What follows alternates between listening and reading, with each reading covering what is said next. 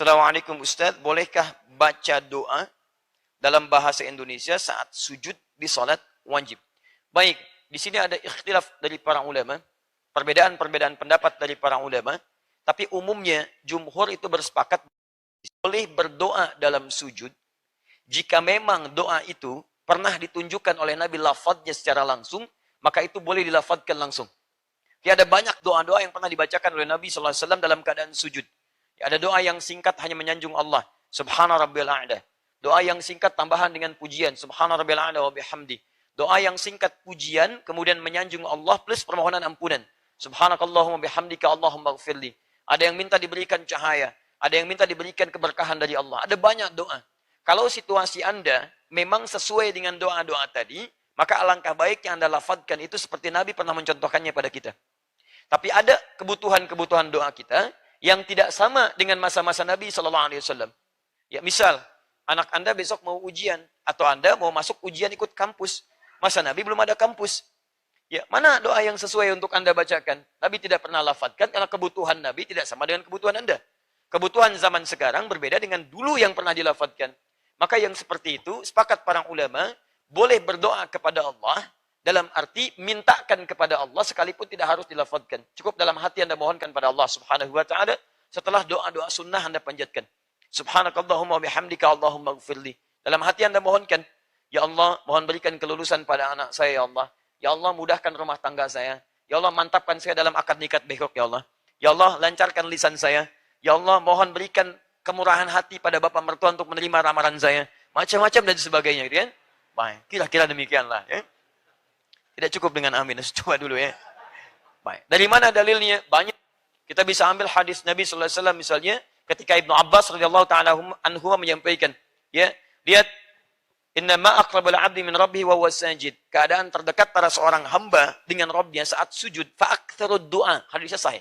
Kata Nabi, perbanyak doamu saat sujud, perbanyak doa. Tapi Nabi tidak pernah merinci doa apa yang kita panjatkan. Tadi untuk selamatnya karena salat itu diikat dengan petunjuk Nabi. Di Al-Bukhari nomor hadis 651, "Shallu kama ra'aitumuni usalli." Salatlah kalian persis seperti melihat saya salat. Di apa yang dilafadzkan itu yang kita ikuti. Yang tidak dilafadzkan maka ambil keumuman hadisnya karena Nabi sendiri memerintahkan di situ. Dari mana Nabi perintahkan? Dari ayat Al-Qur'an. Ya, Quran surah ke-48 ayat 29. Anda bisa lihat kalimat Qur'annya. Muhammadun Rasulullah walladzina ma'ahu asyidda'u 'alal kuffar ruhama'u bainahum. Tarahum ruk'an sujada yabtaghuna fadla minallahi wa ridwana. Anda lihat umat Nabi Muhammad itu ciri khasnya adalah pertama, dia tegas pada segala hal yang menyimpang. Ya, ingat, saya pernah terangkan ini beberapa kali. Di Quran itu ada redaksi kafar, ada redaksi kafir, ada kufar. Itu tiga ini itu memberikan penekanan yang berbeda. Anda mesti hati-hati. Kalau kafar itu artinya perbuatan yang menyimpang. Yang umumnya dikerjakan sebetulnya oleh non-muslim. Tapi orang Islam pun yang mengaku Islam mengerjakan itu. Misal, Anda pernah melihat ada orang mengaku Islam tapi nggak mau sholat, ada? Baik, dia mengaku Muslim, KTP-nya Islam, tapi nggak mau sholat. Sekarang saya tanya pada Anda, kalau non-Muslim sholat tidak? Tidak, wajar tidak? Wajar karena tidak ada imannya. Dia tidak ada iman, dia tidak sholat. Sekarang ada orang mengaku beriman, tidak sholat. Non-Muslim tidak sholat, dia tidak sholat. Sama nggak perbuatannya? Sama. Ketika perbuatannya sama, maka diambil kata serupa dengan itu menggunakan kafar. Kafar, jamaknya kafaru. Misal, contoh kedua. Maaf ya. Ada non-Muslim tidak beriman. Dia tidak tahu syariat zakat. Dia tidak berzakat. Non-Muslim tidak berzakat. Diberikan harta, cara syukurnya dengan berzakat. Dia tidak berzakat karena nggak ada imannya. Ada nggak orang mengaku Islam nggak mau zakat? Ada. Ada. Dari sejak zaman dulu sudah ada. Zaman Abu Bakar bahkan ada. Lebih meluas lagi. Maaf, ketika dia tidak mau bersyukur dengan hartanya, tidak mau berzakat, tidak mau infak, itu kafar. Kafar, dia tidak keluar dari Islam. Cuman perbuatannya mirip-mirip orang kafir. Dan dosanya luar biasa. Quran surah ke-14 ayat ke-7. La in syakartum la azidannakum wa la in kafartum. Kalau Anda syukur, kami tambah. Tapi kalau Anda kafar tuh. Ya, kafar di situ bukan saya keluar dari Islam. Dia tetap muslim, cuman perbuatan dia maksiatnya tingkat tinggi. Dikerjakan oleh orang yang tidak pernah beriman. Itu murkanya tinggi dari Allah. Kamu ini bagaimana sih? Ngaku iman tapi nggak mau sholat. Iman tapi nggak mau zakat. Bahkan ada orang yang saat diingatkan susahnya luar biasa. Quran surah kedua Al-Baqarah ayat yang ke-6. Innal ladzina kafaru, paling kanan sebelah atas. Innal ladzina kafaru sawa'un 'alaihim anzartahum am lam tunzirhum la. Ada yang susah. Bahkan ada yang telinganya kayak kena sumbatan. Quran surah ke-6 ayat 25. Wa fi adhanihim waqra. Telinganya kayak kena sumbatan, kebanyakan dengar yang haram. Awas kalau antum kebanyakan dengar maksiat, musik yang tidak jelas, ya, dengar-dengar yang tidak baik dan sebagainya, itu telinga ketutup dari yang baik-baik. Makanya kalau dengar konser cepat itu. Ya, konser di Senayan, bayar pun dikeluarkan ratusan ribu bahkan jutaan. Masya Allah, taklim, pengumuman disampaikan, bahkan dari sejak azan, gratis, snacknya ada, minumannya ada, ustaz datang sendiri, nulis sendiri, bagi buku gratis, musab gratis, nggak datang. Luar biasa. Gitu ya. Nah, ini wa fi adhanihim waqra, telinga ada sumbatan susah. Sama antum kebanyakan lihat yang tidak baik tuh. Awas, wa ala absarihim ghishawah. Mata ada penghalang di situ. Ya, Quran surah ke-2 ayat ke-7. Khatamallahu ala qulubihim wa ala absarihim ghishawah. Jadi kalau sudah kebanyakan lihat maksiat, itu mata ketutup dari yang baik-baik. Telinga kebanyakan dengar maksiat, ketutup dari yang baik-baik. Jadi nutup semuanya itu, sulit diingatkan. Nah, yang seperti ini, itu nanti kalau kebanyakan amal salahnya, amal solehnya semakin berkurang, dia masuk ke neraka. Ya, paling ringan diseret ke nerakanya, itu tarik ubun-ubunnya, dicelupkan kayak bikin teh celup. Quran surah keempat, ayat ke-56. Paling kanan sebelah atas. Innal ladzina kafaru, awas, bi ayatina saufa nuslihim nara. Kafaru. Orang-orang yang ingkar terhadap ayat-ayat kami. Baik dari golongan yang tidak beriman, atau orang yang ikut-ikutan pekerjaan yang tidak beriman. Ikutan tidak sholat, ikutan tidak bayar zakat, ikutan macam-macam. Ini levelnya baru ikutan, belum mencela yang muslimnya. Mencela sih enggak, cuman ikut-ikutan enggak ibadah. Itu paling minimal, tarik ubun-ubunnya. Nusli itu ubun-ubun ditarik. Naro kami masukkan ke neraka. Dan kalimat nusli itu bukan sekedar dimasukkan, tapi tarik ubun-ubun kayak dicelupkan. Bikin teh celup, pernah bikin? Ya, kan teh celup itu dibikinkan begini. Masuk, angkat, angkat, kan? Baik ya, digoyang-goyang dikit kan? Kemudian dinaikkan lagi. Nah itu begitu. Jadi begitu dicelupkan, kullamma nadijat juluduhum. Begitu dicelupkan, hancur semua tubuh dan kulitnya. Kenapa disebutkan kulit? Karena kulit indera perasa yang paling peka. Ya, jadi kalau hancur, semua hancur tubuh. Tapi badalnahum juludan ghairaha. Diangkat lagi, sembuh lagi semua. Kulitnya ditumbuhkan lagi baru. Ya, kalau nggak percaya silahkan aja nanti lihat ya. Lihat aja, lihat. Jangan dirasakan, lihat nanti, lihat ya. Awas, jangan ikutan. Itu disampaikan untuk kita hindari. Bukan dicita-citakan. Jelas ya? Jadi begitu diangkat, sembuh lagi, celupkan lagi. Itu satu harinya 1000 tahun. Fi yaumin kana miqdaru alfa sanatin mimma ta'udun. Di seharinya 1000 tahun. Sedetiknya 48 hari. Jadi kalau dicelupkan ke situ sedetik saja, rasanya 48 hari. Silahkan kalau mau coba gitu kan. Tapi kita diinfokan untuk kita hindari, bukan untuk dicita-citakan. Nah, kalau kemudian dia non-muslim, belum beriman, dan kita doakan supaya beriman pada Allah Subhanahu wa Ta'ala, kita dakwahi dengan kelembutan, kita tampilkan akhlak yang mulia, nah itu orang yang disebut dengan kafir namanya. Kafir. Makanya hati-hati menyebutkan kata kafir. Ya, kafir itu tidak beriman, non-muslim orangnya. Sifatnya pada umumnya, ada yang disebut di Quran, dia tidak, melukai, tidak menyerang, cuman kadang-kadang suka ngajak-ngajak. Ya, kafir. Jamaknya kafirun. Jamaknya kafirun. Kata kafir itu, kalau sudah jamak, itu tidak ada muannasnya. Seperti gini, muslim. Perempuannya apa? Muslimah. Baik ya. Muslim, jamaknya muslimun, perempuannya muslimat. Mukmin, jamaknya mukminun, perempuannya mukminat. Kafir, jamaknya kafirun, perempuannya nggak usah ngarang. Kafirat nggak ada, Bu. Nggak ada. Itu ada bentuk jamak yang sudah mencakup laki-laki dan perempuan. Kalau Anda belajar spesialisasi bahasa Arab, itu ada jamak yang nggak bisa itu dipahami dengan menambahkan alif ta jadi perempuan. Itu semuanya adalah laki-laki dan perempuan. Seperti hadirin, nggak ada hadirat. Cuman di Indonesia ada hadirat. Ya. Silakan cek di Arab. Ayyuhal hudur hadirin. Jadi hadirin itu mencakup laki-laki dan perempuan. Jadi jangan terlalu kreatif, nggak usah ditambah lagi hadirat ya. Bikin bingung malah itu. Itu bikin bingung kalau di Arab ya. Di kita nggak apa-apa lah. Ya. Baik, kembalikan. Nah, jadi dulu pernah ada yang datang kepada Nabi Muhammad SAW, beberapa utusan. Muhammad, kita memang beda, gak usah berselisih. Ya, kita gantian aja. Malam ini kami nyembah Tuhan. Kamu nyembah Tuhan kita. Maka turun satu surah langsung namanya Al-Kafirun. Dengan orangnya langsung. Qul ya ayyuhal kafirun. La a'budu ma ta'budun. Sampai ujungnya lakum dinukum waliyadin. Mohon maaf, ya Anda yang masih terhalang. Kafir itu masih terhalang.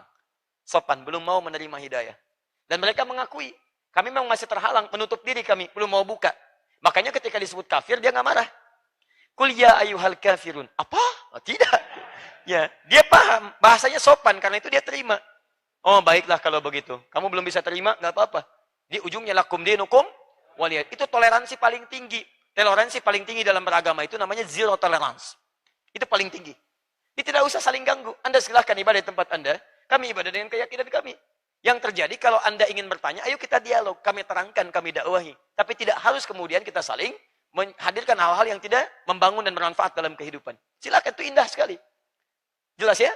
Tayyib. Nah, jadi kalau sekarang disebutkan ada hukum dalam fikih, pernah saya sampaikan pada Anda, kaidah dalam tafsir, kalau disebutkan kejadian, perbuatannya tidak disebutkan kapan, orangnya siapa, itu tandanya akan terjadi lagi di setiap masa dengan tokoh yang berbeda, di tempat yang tidak sama.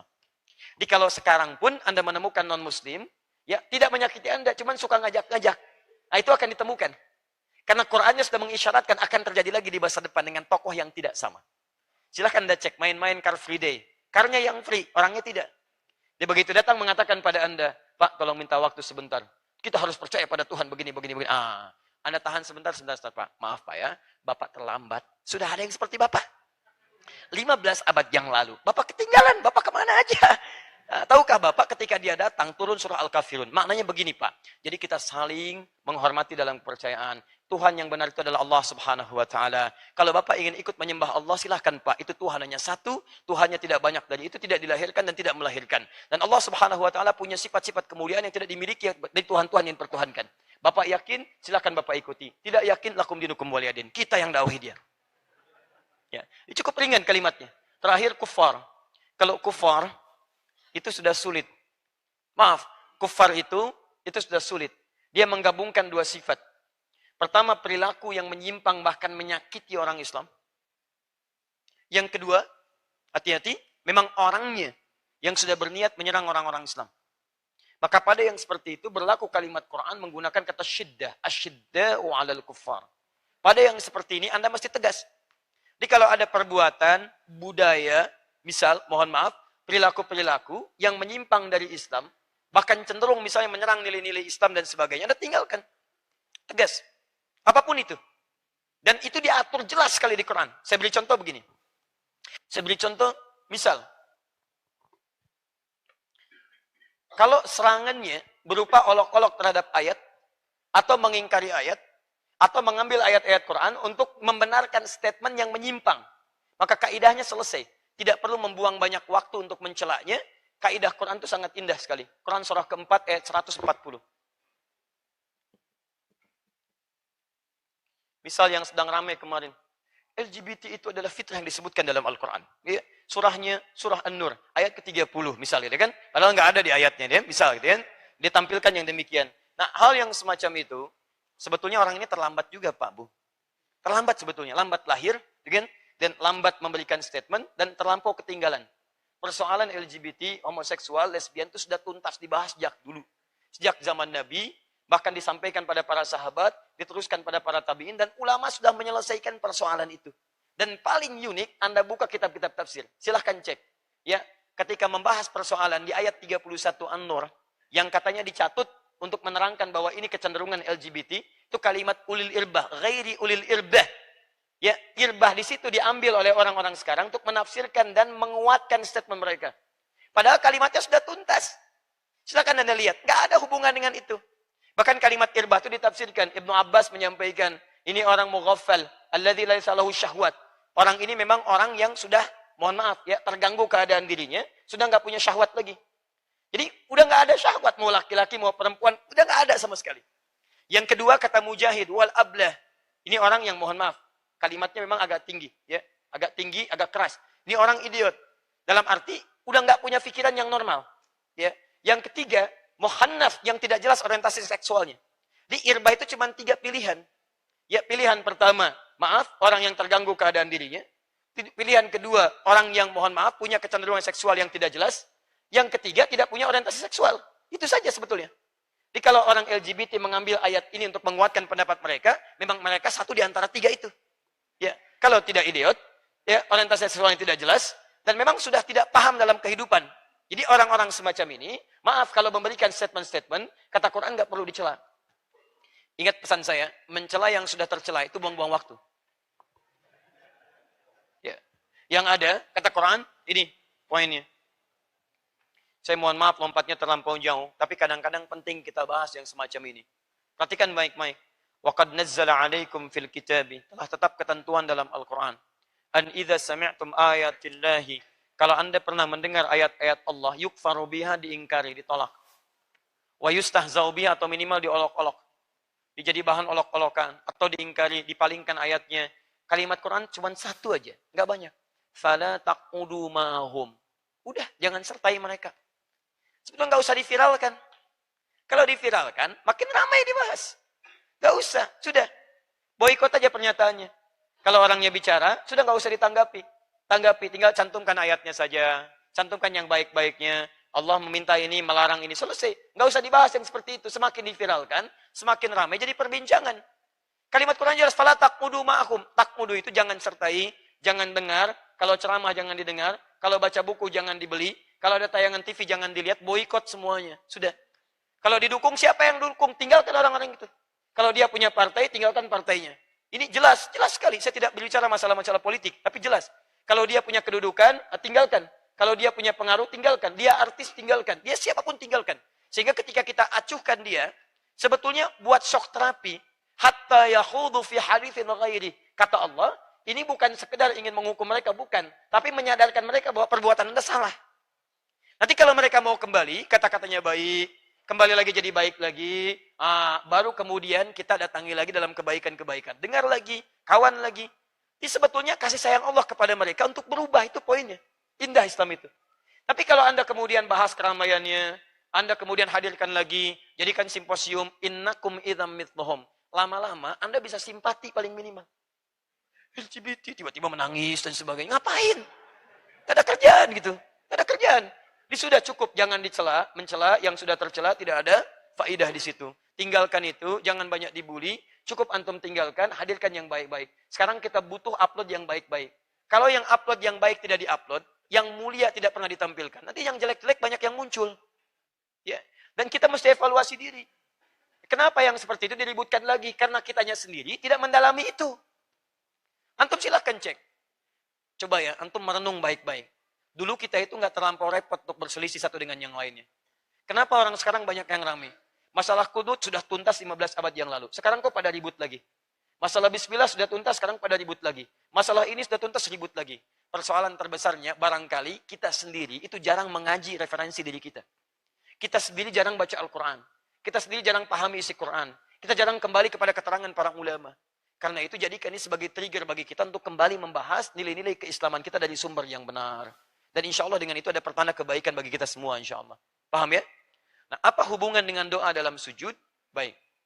Kembalikan ke ayat. Asyidda'u 'alal kufaru hama'u bainahum. Saling punya hubungan baik dengan sesama. Tarahum. Ini poinnya. Tarahum rukka'an sujjada. Kita ambil yang sujudnya. Rukka'an sujjada.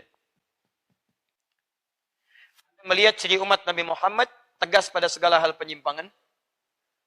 Yang kedua, berkasih sayang dengan sesamanya. Yang ketiga, tarahum rukka'an sujjada. Anda lihat mereka rajin ibadah. Rukunya, sujudnya. Dalam sujud itu, yabtaghuna fadlan minallahi wa ridwana. Mereka memohon banyak kemuliaan dari Allah Subhanahu wa taala. Fadla plus ridwan. Jadi banyak berdoa. Ini poinnya. Jadi kalau sedang sujud kata Quran, ayo perbanyak doa, perbanyak doa, perbanyak doa. Dan kalau sujud, saya kasih rahasia ya. Ini rahasia besar. Saya hanya berikan di antara kita saja malam ini. Ya, fokus baik-baik. Kalau Anda sedang minta dalam sujud, maka minta yang paling utama. Jangan minta yang biasa. Karena sujud itu kata Nabi, keadaan terdekat kita dengan Allah Subhanahu wa taala. Ditanggung kalau minta yang biasa. Antum kalau di akhirat mau masuk apa? Tanggung. Kenapa nggak minta surga Firdaus? Minta yang paling utama. Firdaus. Masya Allah. Bersama siapa? Ayo minta. Bersama para nabi, bersama keluarga, dan sebagainya. Minta. Antum baca Al-Quran mau jadi apa? Hafid, ganti nama aja jadi Hafid. Ya, Masya Allah. Taib. Antum baca Al-Quran mau jadi pengamal Quran misalnya. Taib, gak usah nanggung, minta pada Allah Subhanahu Wa Taala. Ya Allah berikan cahaya pada saya dengan cahaya Al-Quran. Jadikan hidup saya ternaungi oleh cahaya Al-Quran. Lisan saya disinari lisan Al-Quran. Telinga saya disinari sinar Al-Quran. Ya Allah jadikan kami penghafal Al-Quran. Jadikan istri saya dekat dengan Quran. Jadikan anak saya penghafal Quran. Masukkan kami ya Allah ke surga bersama nilai-nilai Quran. Hadirkan, hadirkan, hadirkan. Makanya ini dunianya, ini akhiratnya. Paham ya? Perbanyak. Bagaimana cara memintanya? Kalau Nabi pernah lafadkan, ikuti lafadnya. Kalau tidak dilafadkan oleh Nabi, maka cukup Anda hadirkan dalam hati Anda. Jelas ya? Baik. Dan tidak semua kebutuhan Anda sama dengan kebutuhan Nabi. Besok Anda mau lamaran pekerjaan. Zaman Nabi pekerjaan tidak melamar. Ya Allah, mohon anugerahkan ya Allah. Kebaikan dari pekerjaan itu. Anugerahkan keberkahan ya Allah. Berikan saya petunjuk. Jika memang baik untuk saya dekatkan ya Allah. Jika jauh mohon palingkan kepada pekerjaan yang lebih baik lagi. Dan sebagainya, sebagainya. Paham ya? Allah Ta'ala alam bisawab.